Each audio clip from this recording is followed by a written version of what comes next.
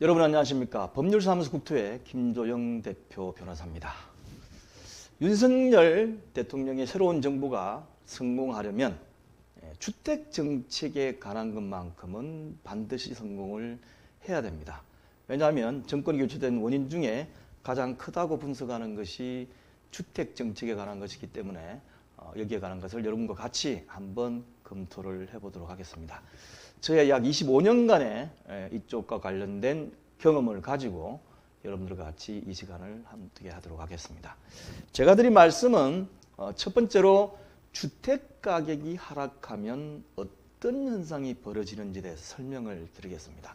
여러분께서 아실지 모르겠지만 지금 벌써 주택가격이 하락세로 돌아서고 있어요. 그리고 두 번째, 주택가격하고 전세가격이 과거 얼마나 상승했는지 제가 이 과거에 대한 것을 해놓은 이유를 좀 이따 설명을 드릴게요. 그것을 기간별로 또 지역별로 구분해서 설명을 드려보겠습니다. 그리고 세 번째로 주택 공급 확대, 주택 가격 안정, 건설 경기 회복. 이것을 저는 세 마리 토끼라고 하는데 토끼라는 이유는 지 마음대로 천방지축으로 돌아다니기 때문에 그럽니다. 이 세 마리를 다 잡아야 돼요. 이 잡는 방법이 뭐냐? 제가 지금까지 경험한 바로 말씀드리는 것 중에 첫 번째는 주택 가격을 하락시키는 정책을 하면 새 정부도 또 망합니다. 그 다음 두 번째, 미분양이 발생하지 않도록 하려면 어떻게 해야 되느냐. 지금 미분양 계속 발생하고 있습니다. 그 다음 세 번째, 분양가 규제로 인한 손해를 보전해주는 방법은 뭘까? 그리고 건설 경기를 회복하는 방법이 뭐냐. 계속해서 건설 경기를 살려주고 하셔야 됩니다. 그 이유에 대해서 제가 설명을 드릴게요. 그리고 마지막으로 정리해서 결론을 말씀드리도록 하겠습니다. 자, 끝까지 봐주시고요. 먼저 첫 번째, 주택가격이 하락을 하면 어떤 현상이 벌어질까요? 여러분들 대충 이제 느끼실 겁니다. 왜냐하면 주택가격이 하락되는 국면도 경험을 해보셨고 주택가격이 급등하는 그런 장세도 두 번이나 저희들이 경험했습니다. 자, 그러면 지금은 너무 많이 올랐기 때문에 이제 하락이 시작되고 있는데 이렇게 주택가격이 하락되면 어떤 현상이 벌어지겠습니까? 먼저 첫 번째, 주택을 안 사죠. 사지 않습니다. 돈을 들어가지고 또는 대출을 받아가지고 주택을 샀더니만 떨어진다. 그러면 아주 급한 사람 외에는 어떻게 주택을 사겠습니까? 그렇기 때문에 어떻게 되죠? 결과적으로는 주택 수요가 감소하죠. 그죠? 주택을 살려는 그 숫자가 줄어드는 거죠. 그러고 난 다음에는 어떻습니까? 그렇게 되면 결국은 주택 수요가 감소되기 때문에 신규 주택에 미분양이 발생합니다. 미분양이 발생해요. 여러분 지금 미분양이 발생하고 있을까요? 없을까요? 미분양? 자, 보겠습니다. 자, 매일경제신문을 기초로 해서 볼 때 금년 3월 9일자 내용입니다. 여기에 보면 경기도 미분양이 발생을 벌써 하고 있습니다. 미분양 늘고 경쟁률도 한 자릿수로 가고 그 다음에 묻지마 투자는 지양하고 알짜단지 선별해서 투자해야 한다. 벌써 보도가 나고 있습니다. 그리고 미분양에 자꾸 지방에 쌓이고 있으니까 조정지역도 풀리지 않을까. 그리고 조정지역 풀어달라라고 요청도 합니다. 그래서 경기도 동두청하고 대구, 전남 이렇게 석 달간 집값 변동률이 전부 마이너스대로 가고 있습니다. 그리고 지방뿐만 아니고 이게 2월 달인데 벌써 강남권도 송파구가 20개월 만에 하락 반전돼 있습니다. 벌써 서울시 10개구 정도가 하락세로 반전을 하고 있는 거죠. 자, 이렇게 신규 주택이 미분양을 발생을 하게 되면 어떻게 됩니까? 그 다음 하게 되면 신규 주택 분양이 감소되죠. 지어놨더니만 안 팔리더라. 그럼 어떻게 됩니까? 야, 지으면 안 되겠다. 재건축 재개발조합도 야, 지금 분양해서는 안 되겠다. 또는 개발 사업 하시는 분도 야, 하면 안 되겠다. 건설회사도 야, 이거 공사해줬더니만 잘못하면 분양이 안 돼가지고 공사 대금을 못 받을 수 있겠다. 이런 거가 되겠죠. 그렇게 되면 건설 경기가 위축이 됩니다. 건설 경기가 위축이 되면 이건 심각해요. 일반적인 경기 위축하고 건설 경기 위축하고는 또 좀 다른 차원이 있습니다. 건설 경기가 어떻게 위축되는지 한번 보겠습니다. 자, 어느 정도까지는 하면 대구에서 미분양이 쌓이자 건설사들이 일단 미루고 볼록하고 옵니다. 그리고 물량 90%가 미분양되는 단지도 생기게 되는 거죠. 그러니까 건설사들이 아예 그냥 일단 계약만 체결하십시오. 계약만 체결하고 나서 해약을 하더라도 위약금 안 받겠습니다. 대신 해지하면 이자까지 더해주겠으니까 제발 분양 신청을 하십시오. 라는 정도까지 가고 있다고 벌써 3월 달에 기사가 났습니다. 그죠? 자, 그러면 그 다음에 어떻게 될까요? 건설 경기가 위축이 되면 이거는 주택 공급이 당연히 감소가 됩니다. 그리고 주택 공급이 감소되는데 이 정도가 국민 경제에 미치는 게 다른 경기하고는 또 다르게 건설 경기가 약 30% 정도의 파급 효과가 있다 그래요. 전 경제에. 그래서 굉장히 국민 경제 전체에 미치는 위축도 커지고 있습니다. 이거는 건설회사를 먹여 살리기 위해서 하는 게 아닙니다. 워낙 파괴 효과가 크기 때문에 가끔 경기 부양책을 할 적에도 외국도 그렇고 우리나라도 그렇고 뭐 기반 시설을 한다든지 이런 식으로 다 공공으로 건설을 하는 이유가 여기에 있는 겁니다. 자, 그러면 어떻게 되죠? 주택 가격이 하락하면 세입자로 있던 사람들이 대출을 받아서라도 집을 살려고 했는데 안 되겠다. 나중에 하자. 그런데 공급은 적게 돼. 그러면 전월세 수요가 증가되게 됩니다. 그렇게 되면 결국은 전월세 가격이 상승하죠. 다 연결고리가 있습니다. 그리고 이것은 곧바로 서민 경제에 고통을 초래하게 됩니다. 여기 보시면 벌써 신문기사에도 월세가 쑥쑥 올라가고 있는 것이 나옵니다. 그래서 결국에는 주택 공급이 감소하게 되고 주택 공급이 감소하면 조금 지난 다음에 주택 가격이 상승해요. 왜냐하면 공급되는 주식이 적으니까 상승해야 합니다.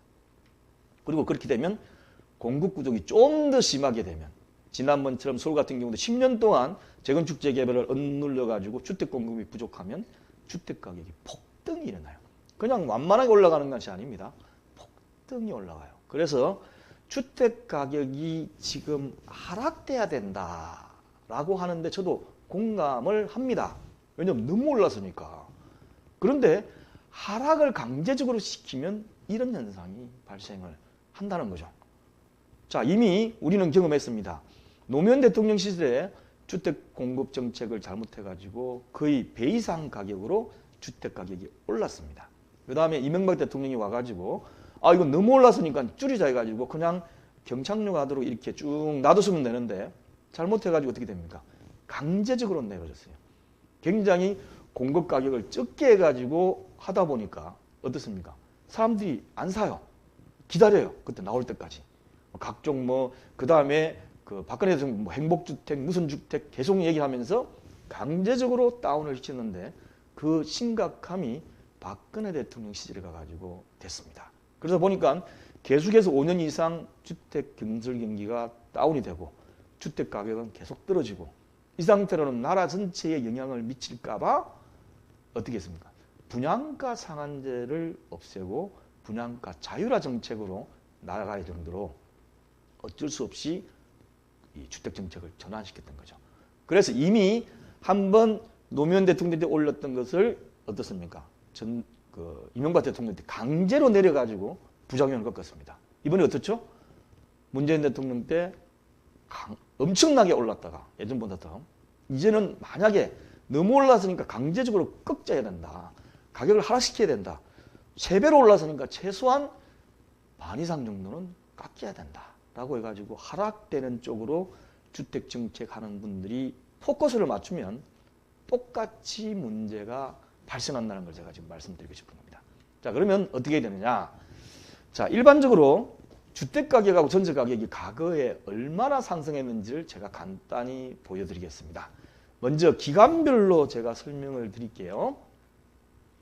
자, 문재인 대통령 취임 이전에는 소비자 물가 상승이 IMF 시절하고 아주 옛날에 87년도, 90년도 때 빼고는 거의 2, 3% 정도에서 유지가 되고 있었습니다.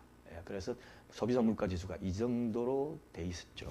그런 과정에서 소비자 물가가 얼마나 올랐는지를 지수를 가가지고 보면 자, 2015년도를 100으로 기준으로 했을 데이터가 있습니다. 100을 기준으로 했을 때에 딱 반값이 되는 게 1993년도예요.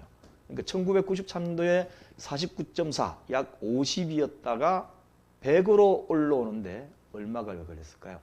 22년이 걸렸습니다. 그래서 이때에 약 102%가 물가가 상승했어요. 그러니까 20년 만에 2배가 된 거죠. 물가가 됐습니다. 그러면 물가가 2배로 올랐는데 주택 매매 가격은 얼마나 올랐을까요? 물가가 2배로 올랐으면 그러면 주택 매매 가격은 2~3배 떴겠지. 어떻습니까? 그렇게 상상할 수 있겠죠? 야, 물가보다는 훨씬 더 올랐잖아 지금 주택 가격이. 예. 비정상적인 문재인 대통령 취지를 빼고 그 이전까지만 제가 지출을 하는 이유가 있습니다. 이건 비정상이에요. 지금은. 그래서 주택 매매 가격을 자 얼마나 그동안 올랐는지를 한번 보겠습니다. 보시면 93년 아까 했던 거기죠. 93년부터 2016년 100이 될 때까지 보면 23년 동안에 주택 매매 가격이 76.85%가 상승했습니다. 소비자 물가는 22년 만에 102%가 올랐는데 주택 매매 가격은 23년 동안에 76.85%가 상승됐어요. 아니 뭐 데이터가 잘못된 거 아니냐? 저도 그렇게 생각할 수 있습니다. 그러나 이건 국민은행 수치예요. 네, 나왔습니다. 자, 그러면 매매 가격은 그렇다 치자. 전세 가격은 어떻게 되느냐? 매매 가격이 93년도에 56, 전세 가격이 38.7. 전세가 더 낮았습니다. 그런데 이게 23년 동안 소비자 물가 지수가 오른 것에 비교할 때, 자, 2016년도에 100, 이것도 2016년도에 100 해가지고 주택 매매 지수는 23년 동안 76%인데 전세 매매 지수는 어떻습니까? 159%가 상승이 됐어요. 어떻게 됩니까? 매매보다 전세가 더 올랐고 소비자 물가보다 더 올랐던 겁니다. 그럼 어떻게 됩니까? 주택을 소유한 사람이 어떻습니까? 전세 얻는 사람보다는 더 안정적으로 돼 있었고 전세 사는 사람은 점차적으로 살기가 힘들게 된 겁니다. 자, 그러면 이게 전체적으로 다 그러느냐? 전국적으로 지역별로 비교를 간단하게 해볼게요. 자, 매매하고 전세 지수가 있는데 이거를 93년도부터 2016년도까지를 비교를 쭉 해보면 전국적으로 아까 말씀드린 것은 76, 159입니다. 이걸 소비자 물가가 104% 상승했다고 했을 때에 소수점 때문에 약간씩 달라집니다. 이걸 딱 기준으로 해서 보면 매매는 강남, 그 다음에 성남, 안양, 광명, 안산, 뭐죠? 수도권 신도시 위주로 올랐던 거죠. 그런데 전세는 어떻습니까? 전세는 전국적으로 보면 쭉 다 올랐습니다. 다. 그러니까 지난 20년 동안 서민들만 더 힘들게 되어졌던 결과가 도래됐던 거죠. 자, 이런 과정에서 제가 이 말씀을 왜 드리냐는지 이제 설명을 드릴게요. 자, 세 번째로 주택 공급 확대, 주택 가격 안정, 건설 경기 회복, 이 세 가지가 다 이루어지면 좋지 않습니까? 주택 공급도 많이 짓고 거기에 따라 주택 가격이 안정이 되고 그 다음에 건설 경기 또 계속 회복되면 국가가 잘 들어가고 가격도 안정되고 공급도 많이 되고 그러면 세입자가 점진적으로 어떻습니까? 집도 가지고 좋지 않습니까? 그런데 이 세 마리 토끼, 왜 토끼죠? 지 맘대로 돌아다녀요. 하나를 잡으려고 그러면 한 놈이 뛰고 한 놈이 잡으려면 또 한 놈이 뛰어요. 이 세 마리 토끼를 잡아야 됩니다. 동시에 잡아야 돼요. 동시에 못 잡으면 그 다음에 부작용이 또 생기는 겁니다.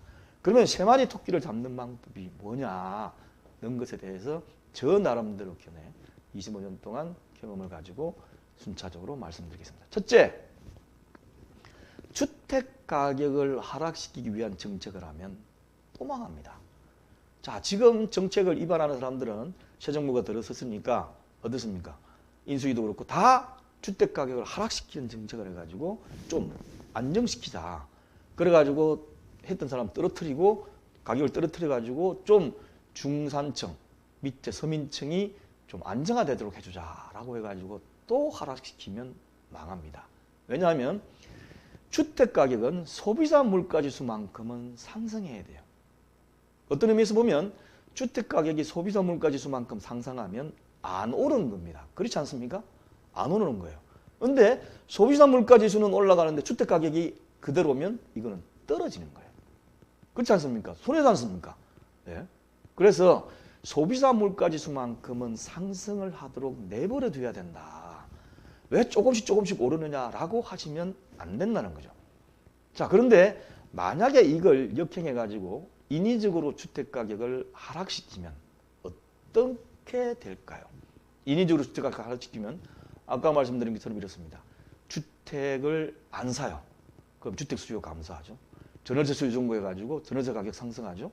주택 신축하지 않아가지고 공급 감소되죠. 아까 제가 말씀드린 겁니다. 건설경기 위축돼가 국민경제 전체가 위축이 되죠. 그러면 결국 주택 공급 감소되고 어떤 경우는 많이 감소되면 급등을 하게 돼요. 그래서 인위적으로 주택 가격을 하락시키면 나라 망가지고 가격은 가격대로 또 뛰고 전세 가격을 또 뛰고 해요. 야, 그러면 어떡하란 말이냐. 계속해서 이렇게 오르는 걸 내두란 얘기냐, 내버려 두란 얘기냐, 묘책이 뭐냐. 그런데 제가 지금 말씀드린 것처럼 소비자 물가지수만큼 상승하도록 내버려 두면 어떤 현상이 벌어질까요? 아, 지금 사더라도 손해는 안 본다. 손해는 안 본다. 전세가 계속 올라가고 하는데 차라리 대출을 받아서라도 지금 사면 손해는 안 보기 때문에 집을 사자라든지 아니면 전세 스름에서 벗어나기 위해서 집을 사야 되겠다. 최소한 손해는 안 보니까 계속 올라가지 않느냐. 물가지수만큼 해가지고 주택 수요가 꾸준히 유지가 될 수 있다는 겁니다. 이게 먼저 전제가 돼야 돼요. 따라서 주택 가격을 인위적으로 하락시키기 위한 정책을 하면 또 망한다고 저는 확신을 합니다. 확신을 해요. 그래서 일단은 가격이 조금씩 오르도록 올라가는 것을 이상하다 그래가지고 팍 주저앉는다든지 아니면 정부에서 대대적으로 반값 주택을 무작위하게 공급한다든지 그러면 나라가 또 망합니다. 반값 주택에 대해서 굉장히 정책적으로 무슨 큰 업적인 양 지금 떠드는 분들이 많은데 절대 그렇지가 않습니다. 자, 그러면 중요한 건 미분양이에요. 미분양. 아까 언론에서 보신 것처럼 벌써 미분양이 나오고 있습니다. 그럼 이렇게 미분양이 발생되지 않도록 하려면 어떻게 해야 될까요? 미분양 발생되지 않으려고 하려면. 야, 그게 우리 마음대로 되냐? 지어가지고 뭐 사람들이 안 사는 걸 어떻게 해? 사람들이 안 사는 걸 어떻게 해? 그러면 뭐 어쩔 수 없지 않느냐라고 포기하지 마십시오. 자, 만약에 신규 주택의 분양가를 주변 시세의 90% 이하로 분양하면 완판됩니다. 옆에 주변 시세가 10억인데 9억 주고 분양하면 분양받자마자 1억 벌지 않습니까? 그러면 완판돼요. 주변 시세가 10억인데 10억 5천, 11억 주고 분양하려고 그러니까 분양이 안 되는 거지. 90% 이하로 9억 정도로 분양을 하면 완판이 됩니다. 완판이 돼요. 자, 그러면 어떤 사람은 그러죠. 야, 그건 누가 모르냐. 그런 식으로 90% 이하로 분양하면 우리 그럼 이익은 안 남는데 어떡하냐. 어떻게 되죠? 사업주의 이익이 감소해요. 이대로 놔두면 안 되겠죠. 자, 그러면 분양받는 사람은 10%를 바로 이익을 보기 때문에 분양을 받으려고 그래요. 그런데 사업주가 이익이 감소되기 때문에 안 지으려고 그래요. 이렇게 되면 신규주택의 건설을 감소하지 않느냐. 이건 말도 안 되는 소리다. 말도 안 되는 소리다. 어떻게 이렇게 될 수가 있느냐. 될 수가 있을까요? 없을까요? 자, 만약에 분양가를 90% 이하로 함으로 인해 손해가 발생하는 것을 보전을 해준다. 세금으로 때려 넣을 수는 없지만 어떤 기발한 아이디어로 보전을 해주면 가능하지 않겠습니까? 그러면 사업주 입장에서는 야, 손해가 발생하지도 않으면서 분양은 완판된다. 그러면 하겠습니까? 안 하겠습니까? 하죠. 합니다. 이게 가능합니다. 자, 그러면 분양가 규제로 인한 손해를 보증해주는 방법이 뭐가 있을까요? 시세의 90%로 분양하면 사업수익이 줄어들어. 재건축 재개발 똑같습니다. 가장 도심에 주택을 공급하는 가장 큰 이제 세력이라고 할까요? 주체가 재건축 재개발 소규모 정비사업인데 여기서 나오는 이 사람들한테 90%만 팔아라 라고 했을 때 손해봅니다 라고 할 때 그 손해를 보전해주는 방법은 무엇일까요? 용적률입니다. 용적률이 답이에요. 제가 지금까지 25년 동안 각종 국토부 정책 다 회의에 참석하고 경기도 다 해봤지만, 그리고 제가 도시계획 박사과정도 수료했지만, 제가 지금까지 얻은 것 중에 가장 중요한 답은 용적률이에요. 근데 왜 이렇게 용적률을 증가시켜 주지 않으려고 하는지 모르겠습니다. 어쨌든 용적률을 증가시켜 주가지고 일반 분양 세대수를 증가시켜 주면 어떻습니까? 수익이 나지 않습니까? 그만큼 더. 그래서 이 수익을 어느 정도 보장해 줘야 되기 때문에 용적률을 얼마만큼 늘려주느냐. 최소한 이 용적률을 증가시킴으로써 사업 수익 증가분이 전부 정부가 다 환수하면 안 돼요. 개발이익 다 내놔라. 대장동 때문에 우리 뒤었다. 다 내놔라. 그럼 아무도 안 졌습니다. 누가 짓겠어요? 고생하고 돈 적게 벌고 불안하고 안 합니다. 망할 때는 그러면 지자체나 정부에서 보존해 주느냐? 아니다. 망하는 건 네가 망하고 이익 얻는 건 다 가져와라. 이러면 누가 짓겠습니까? 재건축 재개발 조합원이 짓겠습니까? 아니면 개발회사가 짓겠습니까? 건설회사가 짓겠습니까? 그래서 이 용적률을 증가시켜주는 이 증가율이 분양가 규제로 인해 가지고 손해보는 것보다 더 많이 남도록 증가시켜줘야 돼요. 그게 다 다릅니다. 예. 규모에 따라 다를 수가 있어요. 그래서 최소한 제가 보기엔 계산을 해봐야 되겠지만 지금 보통 300%가 거의 마지노선 같으면 350, 400을 증가시켜주든지 그 다음에 쾌적한 환경을 하기 위해서 청구 제한도 풀어주고 아니면 250짜리는 300에 있든지 350으로 늘어나든지 이렇게 해가지고 용적률을 증가시켜주고 청구 제한을 풀면 공간도 스페이스가 있고 아주 괜찮은 아파트들이 많이 늘어설 수가 있어요. 그래서 용적률이 답이다. 대선 때도 다 뭐 서로 용적률을 옥가죽게 되는데 지나고 나면 또 끝일 수가 있습니다. 왜냐? 용적률 증가시켜줬더니만 그 사람들이 이익을 더 많이 남더라. 그랬더니만 재건축 재개발 아파트 값이 더 올라. 주택 가격이 또 올라. 그리고 그걸 갖다 환수하려고 그러니까 또 저항에 부딪혀. 이렇게 생각하시면 안 돼요. 예, 그래서 용적률을 증가시켜주는데 주로 도심에서 재건축 재개발 위주로 사업이 활성화되도록 되어 있습니다. 자, 그러면 이제 건설 경기를 해보게 될 거 아닙니까? 시공사가 지으려고 그래야죠. 이거는 간단합니다. 앞에 거 있는 두 가지를 하면 분양가 규제로 인해서 완판이 계속되면 어떻습니까? 조합이나 개발회사들이 신규주택 건설을 할 수밖에 없고 안 하면 지만 손해죠. 어떻습니까? 건설회사 와가지고 집 지어주니까 분양이 다 돼가지고 대금이 탁탁탁 들어와. 공사 대금이 다 들어와. 그러면 해야죠. 그래서 해야죠. 재건축 재개발 조합도 마찬가지예요. 일반 개발회사 마찬가지예요. 짓더니만 수익이 계속 생겨. 그리고 분양 다 돼. 분양 다 돼. 그러면 해야 됩니다. 그렇지 않습니까? 그래서 신규 공사가 증가되어 가지고 건설 경기 유지가 가능하도록 되어 있어요. 이것이 주택 경기 하락하는 과정에서도 건설 경기 회복하고 주택 공급 늘어나고 주택 가격이 안정될 수 있는 이 방법이에요. 그래서 세 마리 토끼를 잡는 방법은 지금까지 말씀한 것처럼 간단합니다. 첫째, 재건축 재개발 그리고 신규주택 사업지 모두에 대하여 현대보다 용적률을 증가시켜줘야 된다. 그 다음에 분양가는 주변 시세 90% 정도가 됐든 95%가 됐든 80%가 됐든 이제 검토 결과가 나오겠죠. 그 이하로 하되 대신 그러면서 줄어드는 사업 수익보다 더 많이 증가하도록 해줘야 됩니다. 왜냐하면 똑같이만 해줘도 주주주주 그래요. 야 그냥 우리 용적률 300% 할 때 남는 거하고 용적률 400% 할 때 남는 거하고 똑같다. 그러면 야 쪼밀쪼밀하게 높게 짓고 막 세대주만 많아가 복잡하고 그러니까 그냥 300%를 짓자 옛날처럼 당연합니다. 누구한테 물어봐도 똑같은 결론이 나요. 그래서 300% 할 때보다 400%로 하면 그게 더 이익이 많이 납니다. 그러니까 하십시오. 그리고 완판되니까 하십시오. 라고 해야 할 수 있는 거죠. 자, 여기에 보면 데이터에 보면 민간이 많이 공급하느냐 아니면 공공이 막 이런 데이터도 있지만 시간상 그건 생략하더라도 다 하실 거라 믿습니다. 지금은 재건축 재개발, 소규모 정비사업 등 각종 도심 내 사업에 의해 가지고 주택이 공급되는 것 외에는 다른 방법이 없습니다.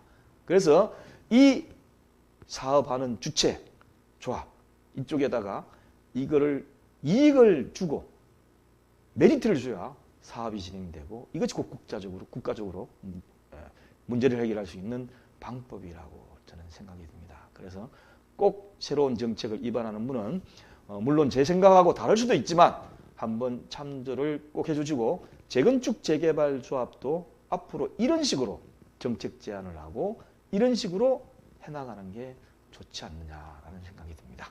자, R119 치료점.kr에 들어오시면 이쪽에 부동산 정책 부분에 넣어놓도록 하겠습니다. 이 외에도 많은 것을 보실 수가 있습니다. 감사합니다.